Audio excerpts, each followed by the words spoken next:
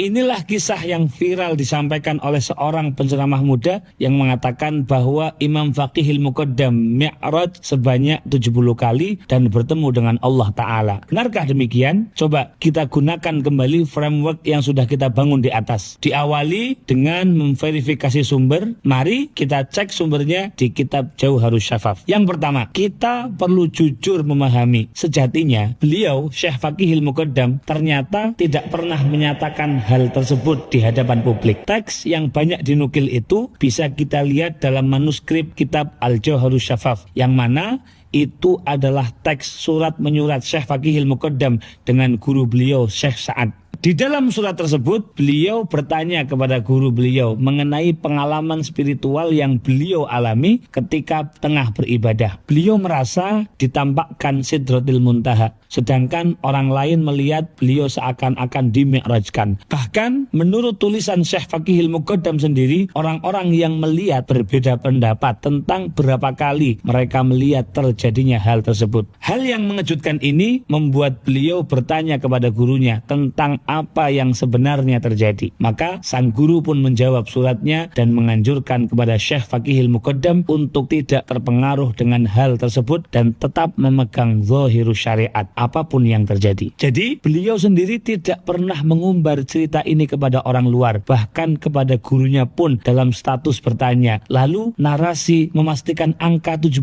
kali dan bahkan bertemu dengan Allah ini didapatkan dari sumber yang mana? Sayangnya kisah ini sering dipelintir sedemikian rupa sehingga terkesan Syekh Faqihil Muqaddam lah yang tengah berbangga-bangga dengan pengakuan ini. Proses verifikasi sumber dan validasi sumber yang kita lakukan telah membuktikan bahwa narasi si penceramah tidak sesuai dengan apa yang tertulis di kitab rujukan. Terlebih dalam proses identifikasi audiens, kisah ini disampaikan kepada orang awam di depan kamera yang dapat disaksikan kalangan luas. Terlebih tanpa menjelaskan bidayah atau proses permulaan dari sosok wali yang diceritakan. Bagaimana jika dikisahkan ada seorang wali yang mi'raj serta diperlihatkan hal-hal yang menakjubkan? Salah satu yang cukup populer adalah kisah mi'rajnya Syekh Abu Yazid Al-Bustami yang merupakan seorang ulama salaf. Beliau dilahirkan pada tahun 188 Hijriah yang mengisahkan beliau dimi'rajkan secara ruhaniyah dalam keadaan tertidur. Lalu apa sebenarnya mi'raj para wali ini? Apa berarti mereka para wali itu mengalahkan Nabi Muhammad SAW? Tentu mi'raj tersebut tidaklah sama dengan apa yang terjadi kepada Rasulullah SAW. Hal ini selaras dengan apa yang diungkapkan oleh Syekh Fariduddin Attar dalam kitab beliau Tadhkiratul Auliya halaman 200. Beliau mengatakan bahwa mi'raj ruh dan jasad secara utuh hanya terkhusus untuk Rasulullah Muhammad SAW saja. Akan tetapi jika mi'raj secara makna atau ruh itu bisa berlaku untuk para wali.